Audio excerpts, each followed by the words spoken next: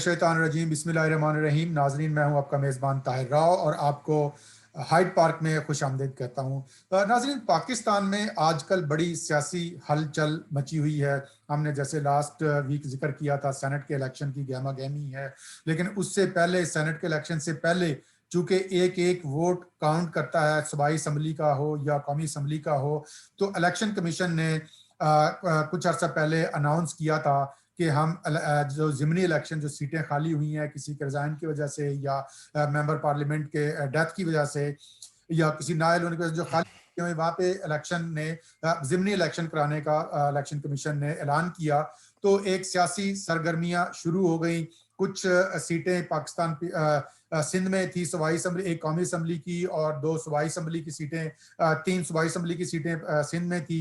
कुछ पंजाब में कौमी असम्बली की और सूबाई असम्बली की, केपी की, इसी तरह चारों सूबों में एक एक दो दो सीटें खाली थी। तो उसमें 2 दिन पहले सिंध में इलेक्शन हुए, आज पंजाब में और केपी में इलेक्शन हुए।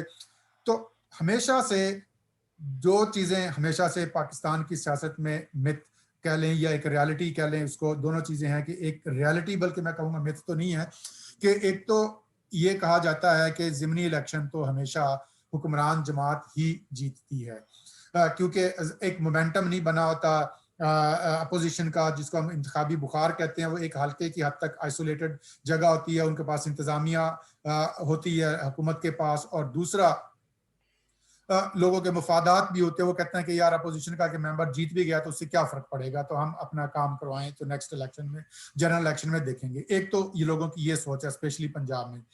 उसके साथ साथ दूसरा पॉइंट ऑफ व्यू ये भी आता है कि ये एक लिटमस टेस्ट होता है मौजूदा हुकूमत के लिए, जो सिटिंग गवर्नमेंट होती है, कि उनकी मिड टर्म इलेक्शन की तरह, जैसे मिड टर्म इलेक्शन होते हैं, ये तकरीबन जैसे इस हुकूमत को 2.5 साल पूरे हो गए हैं, तो क्या अवाम में उनकी अपील है, क्या उन्होंने को डिलीवर किया है, या उनका ग्राफ नीचे गया है। तो ये हुकूमत के लिए भी एक चैलेंज होता है। अगर जीत जाए तो कोई भी इंसान या कोई भी लोग, सियासी पंडित या जो भी एनालिस्ट हैं, वो उसको माइंड नहीं करते। वो कहते हैं ठीक है यार, हुकूमत थी, अगर अपोजिशन की सीट हो वो भी, उस पर भी जीत जाए तो उस पर कोई बात नहीं होती। लेकिन अगर स्पेशली अगर हुकूमत की अपनी छोड़ी हुई सीट पे अगर वो हार जाए तो ये एक बहुत बड़ी नाकामी समझा जाता है।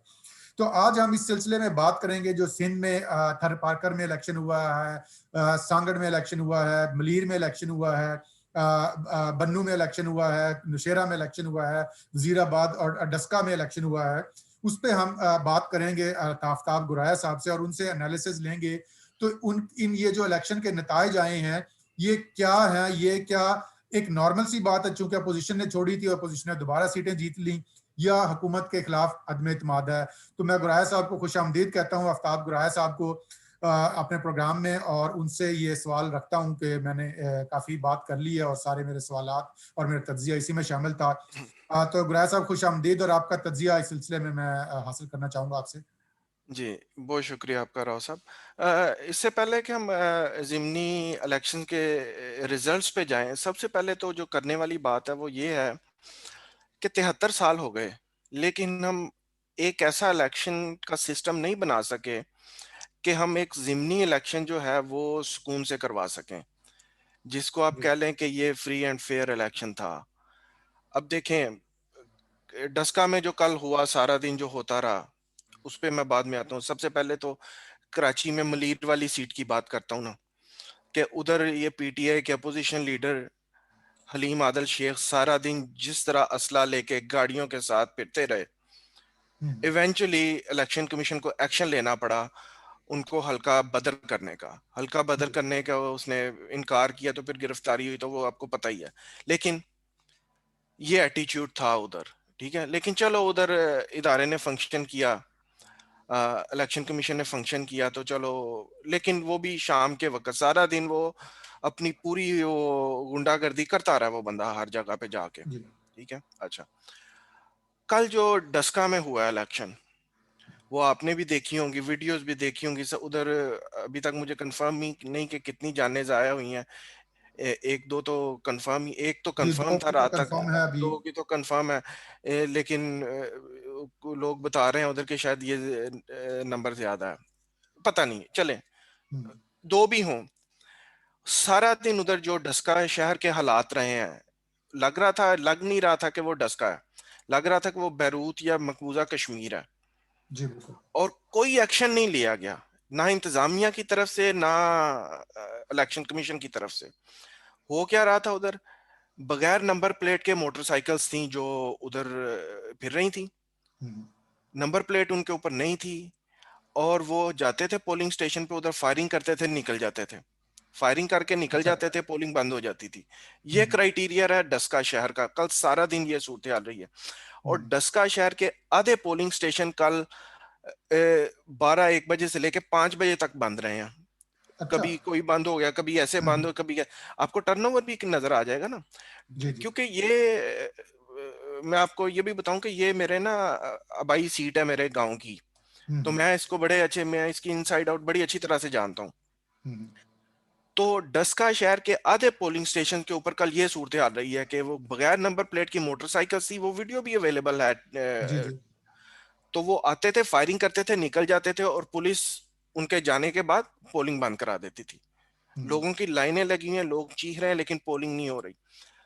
गवर्नमेंट पोस्ट ग्रेजुएट कॉलेज बराए हवातीन, उधर कल 12 बजे से लेके पोलिंग बंद हुई है। रात को, शाम को 5 बजे तक वो पोलिंग नहीं खुली। हम्म, और 5, 5:15 बजे अंदर से कौन निकला है? उस्मान डार और अलीम अली, ये 5:15 बजे उस पोलिंग स्टेशन के अंदर से निकले हैं। पोलिंग बंद है, ये अंदर क्या कर रहे थे? ये चीज। तो इस तरह खौफो हरास उधर फैलाया रहा है। और अभी तक उस सीट का रिजल्ट जो है वो नहीं आया, कि एक दो 337 हलकों का पोलिंग पोलिंग स्टेशन बूथ। का रिजल्ट पोलिंग आ गया स्टेशन। है, जिसमें नून लीग की बढ़तरी कोई 3,000 के करीब है। और 23 पोलिंग स्टेशन जो ऐसी हैं जिनके तो जो सिर्फ प्रेजाइडिंग ऑफिसर ही उनके गुम हो गए। जिनके प्रिजाइडिंग ऑफिसर वोटों के साथ और सारे रिकॉर्ड के साथ गायब है। अब वो जितना टाइम गुजर चुका है, क्या आपका ख्याल है कि वो इलेक्शन, उन 23 पोलिंग स्टेशन का रिजल्ट वैलिड रहा है? कि 24 घंटे होने वाले हो गए हैं, और 24 घंटे तो नहीं चल, लेकिन चले 10, 12, 16 घंटे होने वाले हो गए हैं, और जी वो बिल्कुल। बंदे नहीं पहुंचे उधर तक, और रिकॉर्ड उनके पास है, वोट उनके पास है। तो ये सूरत हाल उस सीट की है। और अब आते हैं इनके ऊपर, इलेक्शन के रिजल्ट्स के ऊपर। जी जी बिल्कुल। तो इलेक्शन का रिजल्ट तो बहुत ही अलार्मिंग है। इतना को अलार्मिंग है कि अब ये जिमनी इलेक्शन भी जो था ना, ये कोई रूटीन के जिमनी इलेक्शन नहीं थे कि एक आध सीट पे। जी ये बिल्कुल, एक काफी बड़े सारे थे जिमनी ये। काफी सारे थे, जैसे जनरल इलेक्शन के बाद एक जिमनी इलेक्शन नहीं होता जिसमें काफी सारी सीट्स होती हैं, या उस तरह का जिमनी इलेक्शन का माहौल बना हुआ था। तो इसमें अभी तक जो इन्होंने सीट जीती है ना, वो ट्राइबल एरिया से कुरम वाली एक सीट इन्होंने जीती है, कोई 500, 300, 400, 500 वोटों से। हम्म, वो भी अनाउंस तो हो गई है, लेकिन उसके ऊपर भी जो कंप्लेन्स हैं वो हैं। तो 8-9 सीटों के ऊपर हुकूमत को एक सीट भी नहीं मिली। एक सीट नहीं मिली एग्जैक्टली। एक सीट भी नहीं मिली। और सिंध की 2 सीटों के ऊपर, मलीर, संगड़ और पशीन की बलोचिस्तान की सीटों के ऊपर इनकी उम्मीदवारों की जमानतें जब्त हुई हैं। हम्म, और इनका वोट, जिस जगह मलीर वाली सीट पे 17,000 वोट, 18,000 वोट था, उधर 4-4,500 वोट ये ले रहे हैं। तो ये जमानतें जब्त हुई। तो जी ये क्या बिल्कुल। रिफ्लेक्ट कर रहा है? ये रिफ्लेक्ट ये कर रहा है कि ये लोग इनके खिलाफ इस हद तक मुश्तिल हो चुके हैं कि जैसे वो हलीम आदल शेख भी जब वो गया है किसी गोट में, तो आगे से लोगों ने उसको वो जूते दिखाए हैं जी और बिल्कुल। लानतें भेजी हैं, और इस तरह किया है कि लोगों के इश्तियाल का ये आलम है। और फिर एक और जो कल का जो एक बड़ा सरप्राइजिंग रिजल्ट आया, वो नौशहरा का है, नौशहरा का एग्जैक्टली मैं यही कि सवाल पूछने जा परवेज रहा हटक था। के आबाई हलके की सीट जो है वो पीटीआई हार गई है। ये कोई मैसेज तो नहीं दिया परवेज खटक साहब ने इमरान खान को, या वाकई? मैसेज क्या देना है? उसकी अपने भाई हल्के की सीट थी, हो सकता है मैसेज भी हो। मैसेज क्या देना है, क्योंकि वो तो अभी उसके साथ ही है। हो सकता है हो भी मैसेज, आई डोंट नो। लेकिन वो बहुत बड़ा एक सेटबैक है पीटीआई के लिए, कि वो ऐसी सीट जो परवेज हटक पीपल्स पार्टी में थे तब भी वो जीतते रहे हैं, जी वो कभी बिल्कुल। नहीं हारी उन्होंने, और ये पहली दफा वो सीट हार गए हैं। और बिल्कुल। और पंजाब की जो 2 सीटें थी, इनके ऊपर तो जो तूफान बदतमीजी कल सारा दिन मचा रहा है। तो वो जैसे मैंने डस्के की बात की है, हम्म, तो डस्के की जो सीट है इसको इन्होंने अपनी वो जो है ना कि इतनी सारी शिकस्तों का की हफ़्त मटाने के लिए इनकी पूरी कोशिश है कि ये सीट जीती जाए। जी जी, और एग्जैक्टली। और ये वैसे भी कौमी असम्बली की सीट है और कौमी असम्बली की तो हर सीट इनको चाहिए। कुरम एग्जैक्टली। एजेंसी की सीट भी इन्होंने इसीलिए वो उसको सिक्योर किया। हम्म। सूबाई असम्बली की तो हारे हैं इन्होंने, चलो वो they don't really mind it, बदनामी और तो अपनी जगह पे है, लेकिन they really don't mind it. लेकिन कौमी असम्बली की तो एक एक सीट इनको चाहिए ना इस वक्त। जी बिल्कुल, एग्जैक्टली। तो इस वास्ते ये डस्का की सीट जो है इसके लिए भी अभी वो अभी बेशक नून लीग आगे है, 23 वो प्रिजाइडिंग ऑफिसर मिसिंग है, लेकिन मेरी गट फील ये है कि वो सीट इतनी जल्दी ये जाने ये नहीं देंगे देंगे, नहीं। हुकूमत देंगे नहीं। जी क्योंकि बिल्कुल। इनको एक एक वोट चाहिए कौमी असम्बली में, तो उसके लिए उनको ये सीट चाहिए हर सूरत। तो देखें अब क्या बनता है। वो अब लोग वो 23 लोग आते हैं, तो उसके बाद वो जो रिटर्निंग ऑफिसर है वो क्या डिसाइड करता है, इलेक्शन कमीशन क्या डिसाइड करता है कि इन 23 पोलिंग स्टेशन पे दोबारा इलेक्शन रीपोल होना चाहिए। अगर रीपोल होना है तो कब होना है, सेनेट के इलेक्शन से पहले होना है, या इसको वो लटका देंगे कि सेनेट का इलेक्शन गुजर जाए। अच्छा, ये एक सूरत हाल भी आपने बड़ी दिलचस्प बात की है कि वो अगर 23 पोलिंग स्टेशन को मुतनाज़ा बना के और वो लटका दें, तो सीट तो या हाँ, पोजीशन की थी, ठीक, हाँ, तो नून की थी पहले, तो उसके लिए उनका तो एक मेंबर कम हो जाएगा। उनका एक मेंबर कम हो जाए, क्योंकि ये सारे टैक्टिसेस हैं जो ये यूज करेंगे कि अगर वो हम्म, 23 सीटों का रिजल्ट इनके खिलाफ भी जा रहा है, वो आ जाते हैं हुकूमत के खिलाफ जा रहा है, तो जी वो इलेक्शन को मुतनाज़ा करके वो कहेंगे जी इसके ऊपर पोलिंग रीपोल होगा, और रीपोल का वो 3 मार्च के बाद अनाउंस कर देते हैं। जी तो बिल्कुल। वो एक वोट तो गया ना अपोजिशन का। एक वोट तो एग्जैक्टली, वो यही मसला है कि तो इसमें इस तो। सारे इस सारे सिनारियो में, इस सारे रिजल्ट में, जो इसका नट शेल जो मेरी समझ में आता है वो ये है कि इमरान खान सीटें नहीं हारा, इमरान खान अपना पॉलिटिकल फ्यूचर हार गया इन 8 सीटों में। इमरान खान की पीटीआई की इंतहाबी सियासत का, मुस्तकबिल की इंतहाबी सियासत का अंदाजा इससे लगाया जा सकता है कि ज़िमनी इलेक्शन में जब ये अभी गवर्नमेंट में है तो ये जी हाल है, बिल्कुल। तो जनरल इलेक्शन में जब ये गवर्नमेंट में नहीं होंगे तो फिर इनका क्या हाल होगा। तो तो क्या ये इससे ये मैसेज भी मिलता है कि सेलेक्टर्स ने इससे हाथ उठा लिया है, या वो गैर जानबदार हो गए हैं? इसको अभी इसके बारे में कोई बात करनी बड़ी प्रीमेच्योर होगी। हम्म। किसी हद तक आप कह सकते हैं, सुने में भी आ रहा है, और ये रिफ्लेक्शन भी थोड़ा सा है इस रिजल्ट से, थोड़ी सी उम्मीद बन जाती है, फिर उम्मीद तो हमें बन जाती है ना, ठीक है। तो उम्मीद थोड़ी सी बन जाती है कि उन्होंने अगर इंटरफेयर नहीं किया हम्म। तो शायद, क्योंकि अब बात यह है कि ये बैगेज वो कितनी देर तक उठाएंगे।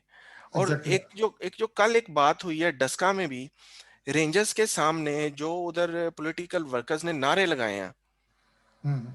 वो मैं तो बयान नहीं कर सकता।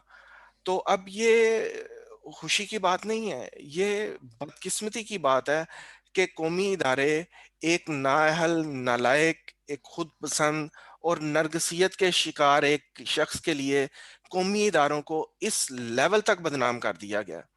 तो आखिर वो भी तो सोचते होंगे ना, जी बिल्कुल। वो भी तो ये देखते हो, रिजल्ट वो भी तो देख रहे हैं। डेफिनेटली वो भी हमारे ही मतलब मुल्क के हाँ, बशिंदे हैं, वो हाँ, उनके रिश्तेदार हैं, कोई अजीज रिश- हैं, जब वो जाते हैं अपने घरों पे, अपने गांव में, जी ठीक। कोई बाहर हाँ, के तो नहीं आए, जारी बात है, वो बाहर उनको बाहर के तो नहीं आए। तो मैं नहीं कहता चलो वो जो भी मैं कहता हूँ कि हम अगर क्लेम करते हैं कि पैट्रियट हैं तो वो भी पैट्रियट है, मैं नहीं किसी और, मैं जी उनको भी पैट्रियट ही कहता हूँ। ठीक है, उनका थिंकिंग का स्टाइल हमसे डिफरेंट है, हम डेमोक्रेटिक लोग हैं, वो डेमोक्रेटिक नहीं है। वो एग्जैक्टली। वो सोचते हैं कि मुल्क की बेहतरी इसमें है, वो उनका सोचने का स्टाइल है। लेकिन मैं किसी को गद्दारी का या गैर नाम बेवतन होने का सर्टिफिकेट नहीं दूंगा। तो वो जी भी तो बिल्कुल। देख रहे हैं। और वैसे भी एक बात कि एक पार्टी अगर 4 या 5 हजार वोटों से हार रही है तो उसको तो चलो आप पुश कर लें। अब अगर एक पार्टी की जमानतें जब्त हो रही हैं तो फिर बिल्कुल। उसको आप कितना कुछ सपोर्ट भी कर सकते हैं। और आपको अगर ये वोट नजर आ रहे हैं ना पंजाब में, जैसे वजीराबाद में और ये इसमें डस्का में आपको वोट नजर आ रहे हैं इनके, लेकिन वो वोट आपको मैंने पहले एक्सप्लेन किया कि क्या हुआ है कल उधर। तो जी उसमें बिल्कुल। वोट इस तरह डाल देना, बैग्स के साथ बैग लेके भागते हुए तो इनके प्रिजाइडिंग अफसर जी वो पकड़े गए वीडियो हैं मैंने उधर। भी देखी है, वो जो देखी गई है, बिल्कुल वीडियो फिर से। देखी आपने, मरियम नवाज भी वो इसको शेयर कर रही हैं। जी वजीराबाद में 2 थानेदार पकड़े हैं इन्होंने मोहरें लगाते हुए। तो वोट तो फिर इससे पड़ जाता है। जैसे मैंने आपको बताया कि एक पोलिंग स्टेशन पे पोलिंग 4-5 घंटे बंद रही है, अंदर से उस्मान डार निकलता है और पीटीए का कैंडिडेट निकलता है, तो वो अंदर बैठ के चाय तो नहीं पी रहा है ना। डेफिनेटली बिल्कुल। हाँ, तो वो, और ना ही वो सिर्फ उस पोलिंग स्टेशन का रिजल्ट तब्दील कर रहे हैं, वो अंदर बैठ के पता नहीं क्या कर रहे हैं। ये तो हमें नहीं पता, हमने तो सिर्फ जो नजर आ रहा है वो आ रहा है ना, कि ये बंदे 4-5 घंटे से पोलिंग स्टेशन के अंदर थे और पोलिंग बंद थी। तो और वैसे ये जो मेरे ख्याल में अगर ये फ्री एंड फेयर इलेक्शन होता ना डस्के वाली सीट पे, तो ये 60 से 70 हजार की लीड से हारती है पीटीआई ये सीट। जी बिल्कुल। अभी गुरैया साहब, हमारे प्रोग्राम का वक्त ख़त्म होने के करीब है। आपसे लास्ट सवाल पूछूंगा। तो वो जो एक थी तब्दीली आ रही है, तो क्या तब्दीली के अंदर भी तब्दीली आ गई है और तब्दीली की हवाएं चल पड़ी हैं दोबारा से? ये जो रिजल्ट इस बात को शो कर रहे हैं, या बस ऐसे ही क्योंकि अपोजिशन की सीटें थी तो वो उन्होंने जीत ली? देखें, तब्दीली तो तब हम माने ना जब हम कहें कि 2018 का इलेक्शन जो था बड़ा फेयर इलेक्शन था, तो अब उसमें तब्दीली आ गई है। जी अगर बिल्कुल। इसमें तब्दीली आई है तो वो सिर्फ ये तब्दीली आई है कि शायद सिलेक्टर्स ने हाथ उठाया, अगर नहीं भी तो हाथ होला जरूर रखा है। जी बिल्कुल। तो बाकी ये बात है कि इमरान खान तब्दीली का दावा करते हैं, रियासत मदीना का दावा करते हैं, और ये दावा लेके, ये वादा लेके ये हुकूमत में आए थे कि हम वो नहीं करते करेंगे जो ये पुरानी पार्टियां करती रही हैं। लेकिन इन्होंने कल वाले जिमनी इलेक्शन में और मलीर वाले जिमनी इलेक्शन में तो उन पार्टियों से 10 कदम आगे बढ़ के काम किया। बिल्कुल। तो इस वास्ते इनके इनकी इनके उम्मीद तो हमें तो पहले भी नहीं थी और अब तो बिल्कुल भी नहीं है। नाजरीन, ये आफ्ताब गुराया साहब हमें बड़ा अपना इन डेप्थ एनालिसिस बता रहे थे ज़िमनी इलेक्शन का, उसके क्या पॉलिटिकल इफेक्ट हैं, और स्पेशली उन्होंने जो डस्का की सीट का एनालिसिस दिया, चूँकि ये खुद वहाँ से बिलोंग करते हैं। तो बहुत बहुत शुक्रिया गुराया साहब आपका टाइम देने का। नाजरीन, ये था आज का हमारा हाइड पार्क। हमारे हाइड पार्क को देखते रहिएगा, दोस्तों के साथ शेयर कीजिएगा, अपने कमेंट्स ज़रूर दीजिएगा।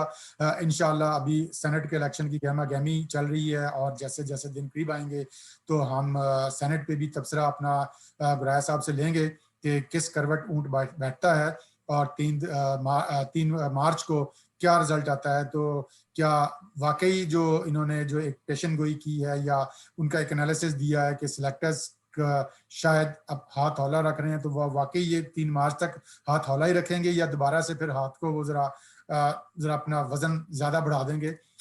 तो देखते हैं, आने वाले वक्त ही बताएगा कि क्या सिचुएशन है। उस वक्त तक के लिए इजाजत दीजिए। अपना और गिरदनवा का ख्याल रखिएगा। अल्लाह हाफ़िज़।